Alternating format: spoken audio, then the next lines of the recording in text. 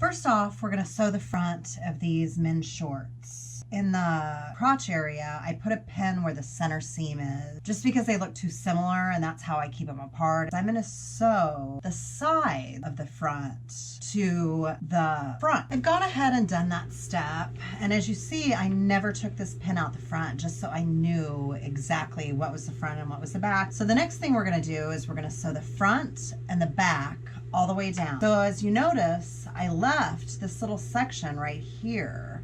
This is part of the front. All the way through here is where we're gonna sew.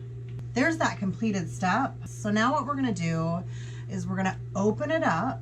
These are the side pieces right here, and this is the front. So we're gonna open this part up as well, and we're gonna sew the crotch area together. I've sewn the crotch piece. So the next step is that we're gonna sew the waistband pieces. You're gonna put right sides together and you're gonna serge the smaller ends. So now you've made this tube and you're gonna fold it in half long ways on both sides. You could probably pin it just to keep it in place. And you're gonna find the center side piece on either side by the hip. So put the center pieces together, the center of the front and the center of the back. There's one side. You're gonna pin the seam right here where that fold mark was.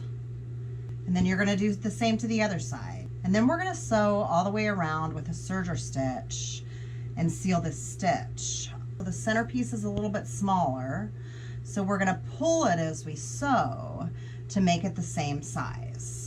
Now that step's finished, so what you want to do is you want to open it up and make sure that you picked up all of this fabric in with that waistband.